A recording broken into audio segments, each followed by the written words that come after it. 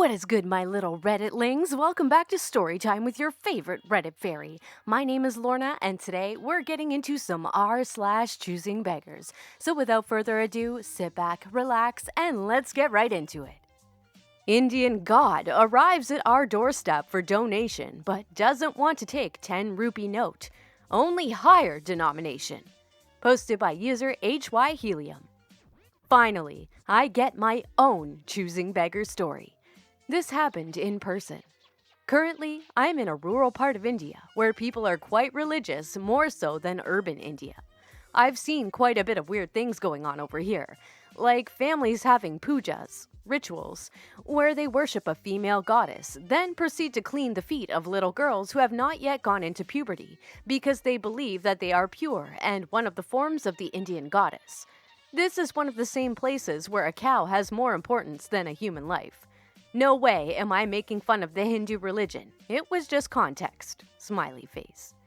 So back to the story. We recently had this man visiting our village demanding for a tithe in the name of the god. He does this by driving his little scooter up the road next to the village, then stands outside each house and begins chanting a ton of verses in Sanskrit. What happens next is that the poor villager, who is obviously busy with work like cooking, cleaning, or even tending to their animals, will have to stop what they are doing to attend to him. In order to avoid displeasing their honorable guest, they proceed to offer him food, tea, and/or money. He takes what he wants like a champ and walks off. Yesterday, he came dressed as a multi-headed god that was carved out of cardboard. An hour later, I see he's at my neighbor's house having tea, and then not a few minutes later, he gets several logs of wood delivered by another villager, with which he ties up and drives off with it on his scooter. He has been doing this daily for 2 days, but never ended up staying for longer than a few seconds in front of our house. Most likely, he believed we weren't home, until today. He came back, this time dressed as Hanuman, the monkey god. He stood outside our house, which is one of the largest houses in the area, and chanted verses for what seemed like 5 minutes. The dogs that hang around our house began barking like crazy, not making sense of what's going on. And my mom, who is a bit frustrated, gives in. She goes outside, digs into her purse, and proceeds to hand him a 10 rupee note. This dude rejects the note by telling her that he can't take that, and it isn't enough. Then he asks her to give him 100 rupees instead. My mom loves choosing beggars, especially when she needs to put them in their place. Mom, please take what I give because in the end, it's just a donation. Choosing beggar. No, I can't take it. I am a small-time person from the Rajasthan and need to make a living. Mom, God gave you hands and feet to work for a living, not to beg. Take what I give you as an offering. Choosing beggar. Leave it. My mom heads back in with her 10 rupee note, and Choosing Beggar heads over to our neighbor's house, which belongs to my aunt. She heads outside and hands him a 50 rupee note. Choosing Beggar. Why are all the ones with the big houses the ones with the smallest hearts? Aunt. How much did she, Mom, give you? Choosing Beggar. She's also giving the same as you. Everyone else with smaller houses are giving 100. Aunt. This is a place for hard workers. We tend to our fields. No one is going to give you 100. Choosing beggar. I'm going to write this in my notebook and I will come back in 3 years. Aunt. Okay. Choosing beggar takes the 50 rupees and vanishes. Now, was this really a reincarnation of God whom we've upset? Highly unlikely. If it was, then God should figure out his own finances. I love hearing stories like this from other countries and other parts of the world because it's a little bit refreshing to know that choosing beggars aren't just limited to one place, that they're all over the world. And it just, it just, I don't know, it makes me feel a little bit better, I guess. And before I get into the next story, don't forget to like, share, subscribe, comment, and turn on notifications for future videos just like this one. And while you're at it, drop a comment below and let me know if you've been in a similar situation to this, where someone in a religious organization or representing some kind of charity has, or posed as some kind of charity, has been unappreciative of the donation you're willing to give. Let me know in the comments. All right, let's get into the next one. Choosing Arsehole thinks I owe her a free game. Posted by user Captain Macmillan. Backstory. I live in the UK and I won't specify exactly where because I don't want to, because any unwanted attention to the place or some shit. But I worked in a small shop called Kex? Okay, please tell me how to pronounce this, my dudes, because I don't know. CEX. It was a game store, but apparently not at this time. Okay, enough foreshadowing. Here it goes. Here's the cast. Me, choosing beggar of a parent, and nasty child. So it was a normal day for me. We were just waiting for more customers while around a 12 to 14-year-old kid is looking around. This is the nasty child, most likely not buying anything. I pay him no mind and just continue waiting until all men shall bow. The choosing beggar comes in. The choosing beggar and the nasty child leave the store for around 5 minutes until she comes back and goes towards the cash register. The following conversation comes. Choosing beggar. Excuse me, why do you have this game? Shows me a picture of Assassin's Creed 2. Me. Because we sell it? Do you want to buy it? Choosing beggar. What do you mean, do I want to buy it? My son is a young boy who shouldn't be around this kind of game. Where is the owner? Me. Ma'am, please stop shouting. If you don't like him being around violent games, then you should have stayed with him when he was walking into our shop. Now please stop. Choosing beggar. Wow, you are so full of shit. I'm taking this game for you ruining his childhood. I see the nasty child start giggling. I catch on to it. Me. I'm full of shit? What kind of mother are you to blatantly steal for your child, huh? Choosing beggar. What? Me. Get the fuck out before I call the cops. Choosing beggar then threw the empty game at me and leaves with her son. P.S. This is first upload on here. Don't kill me, please. I will not, because I'm not a murderer. But, like, does she not know that the game is empty anyway? Like, oh my god. This is what I'm saying. These are the choosing beggars that I don't like, because they know what they're doing. There's other choosing beggars that are just fucking just stupid. And I feel bad for them, but these ones here, they're stupid, but they know what they're doing. So, oh my god, my dudes. All right, let's get into the next one. Now, I know why this upsets me. Choosing teacher. Posted by user Asian Math Major. That's a fucking tongue twister. Asian Math Major. I did a lot of calligraphy in high school, and one of the teachers next to my homeroom really liked what I did. She told me that her mom was celebrating an important birthday soon and wanted me to write on the envelopes for invitations with calligraphy. Name, address, and such. I asked her if I'd get paid, and she said she's technically not allowed to pay me because she's in school, but she basically said, I might give you a gift card if I like the envelopes. Me not wanting to disappoint school authorities stupidly agreed. She said it wouldn't take me very long. A few days later, she handed me a stack of envelopes and a list of about 30 names and addresses. She nagged me about it, but I handed the completed envelopes about 2 days later. The stack took me about 5 hours. She then handed me another stack. I thought the 30 was it, but there were about 100 more I had to do. Something felt very wrong. I kept it from my parents because I felt like they wouldn't like me doing so much unpaid side work for a teacher. I was also making $25 an hour for tutoring, and it felt like I was at a loss here. I eventually told one of my favorite teachers, and she told me I was being used and I should stop doing the work. I told her I wouldn't do the rest and said I was super busy. I felt judged the rest of the year, but now I know that I had dealt with a choosing beggar. TLDR. Teacher wanted me to handwrite over 100 envelopes in pretty writing for her mom's birthday party without paying me. Okay.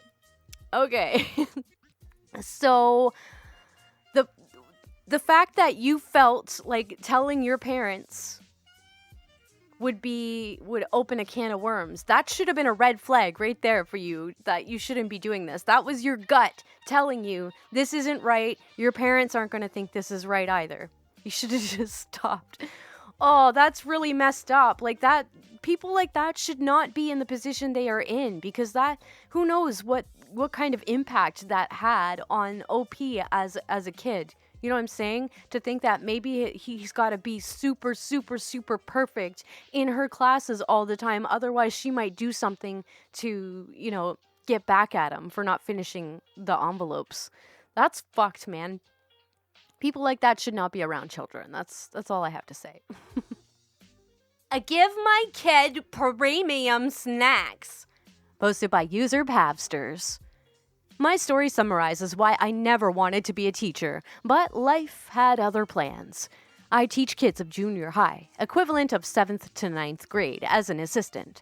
Basically, they do their maths and science homework with me, and I help out with questions or study with them when they have exams. Because of the nature of this, I am in a class with many kids, 5 under my supervision, and 7 more under another teacher, who are in different grades, studying different subjects at the same time. What does this mean? Simple. This classroom has never known true silence. A few days ago, I had an epiphany. Those are young kids, 13 to 16 years old. And what do kids like? Candy. So I bought a bag of mini chocolates or wafers and came up with a bribe system. Solve 1 piece of homework equals 1 piece of candy. Sorry. Same for learning 2 paragraphs of biology or geography. If you were too loud, you would have to do 50% more to get the candy. It was easy money, candy, so I didn't hear a lot of complaining. I even brought some extra and gave them to the kids that were not under my supervision because, well, it's not nice that the kids next to you get candy and you don't. A few minutes in, I realized it wasn't a great idea. One of the kids kept being loud and refused to do the extra 50% to earn his second piece, so I didn't give him any. He was super pissed off, so I left one with his next teacher and left it in her discretion to either give it by the end of the next class or not, but never asked what came of it, I'm assuming. Fast forward to earlier today. We are giving feedback to the parents. Lil bitch's mom comes in and asks about the spawn. I give some honest feedback. Smart kid, but doesn't listen to me. She asks if I were the one that gave the candy the other day. The conversation was pretty much as follows. Mom: Lil bitch really liked the idea of the reward, but he didn't get his second one. Me: Oh yeah, I left his second candy with Miss X and asked her to decide. Mom: But why? He did the task. Me: He was disruptive, so I asked that he do extra work. Mind you, the extra work would have been 7 minutes of his time, tops. Mom: That doesn't sound fair. All the other kids got a second piece. Me: Well, they completed their assignments and kept quiet. Mom: Well, he really wanted one. By this time, a lot of parents were gathered there, and I was pretty much done. I said that if he wanted it so much, he can have one if he apologized for being loud in class, and take out a candy from my bag. I kept the leftovers for a treat to myself. And let me tell you, I did not expect this reaction. Mom: Seriously? A cheap, inexpensive brand? That's what the big deal was about? How much did that even cost that little bitch couldn't have one more? Me: Ma'am, it's not about the cost. It was a system to keep the kids quiet and eager to do their homework. I just picked it up on my way to be nice. Mom: Lil bitch doesn't even like this. You should be getting them expensive candy instead, as yours isn't even good for them. As if hers was not made of sugar. Me: It was 1 piece of candy, and it's not like I do it regularly. Besides, I bought these, not the school. After that, she made sure to let me know that I was feeding these kids garbage. She kept the candy, by the way, and I should be more responsible to not be unfair or discriminatory. I said thank you for your feedback, and she seemed offended. I think she went to talk to my boss after that. The next mom seemed a bit baffled and had a good luck dealing with her look when she started talking to me. Sorry for the long rant. Edited because format and was even more horrible than it is now. Oh my god. Okay, so H_Lunulata says, my wife was a teacher, and the one thing I learned from her is that when you find an asshole kid and want to know why they're such a little shit, you only need to look one level up in the family tree. That's so true. Yeah, that's so true. They're getting it from their parents, definitely. Do you guys remember a choosing beggar or any kind of like little shit entitled kid in your class growing up? Let me know in the comments. I don't like this gift. Can you get me something 3 times more expensive? Posted by user Like the Jeans. I'm trying to get into grad school and I'm working a lot to get hours for my application, but the job doesn't pay well. Needless to say, I really don't have a lot of money, especially around the holidays due to us being closed a lot and not having PTO or paid holidays. I've been burned in the past trying to do gifts for one of my close friends, but I saw something in the store and immediately thought of him. It was on a really good sale and it was useful and relative to something he likes a lot. It pushed my budget, but whatever, it's Christmas. When he opened it, he said it was cool, but had that tone that showed he was less than thrilled. It kind of hurt my feelings because he knows I don't have a lot of money, but acts like he expects grandiose gifts. I shrugged it off because it's the same reaction as every other birthday/Christmas gift reaction I've gotten from him. A couple of days later, we're at a dinner party, and in front of everyone, he asks if I can return the gift because he, have too much clutter in the kitchen for it. He then added to that, saying he'd rather have something else that was 3 times as expensive. It got awkwardly quiet at the table, and I was now visibly upset and said no because I had already gotten rid of the receipt. Someone thankfully changed the topic, and the rest of the night was fine. The gifts I got him are still sitting in the living room where he opened them. I'm done spending money on him and spending countless of hours making gifts for him. Okay. This is a close friend that you live with? So is this your roommate, or is this like friend with benefits and you just don't want to put a label on it? I don't know, but like, why do you keep buying him gifts if he reacts the same way? Obviously, you said you're gonna stop, but if it's always been this way, how is this a close friend? Why? I just don't get it. I just don't get how you stick around somebody who's negative like that, like who doesn't appreciate things that you do for them and just treats you like garbage. Why do you even stick around and remain friends with them? I don't get it.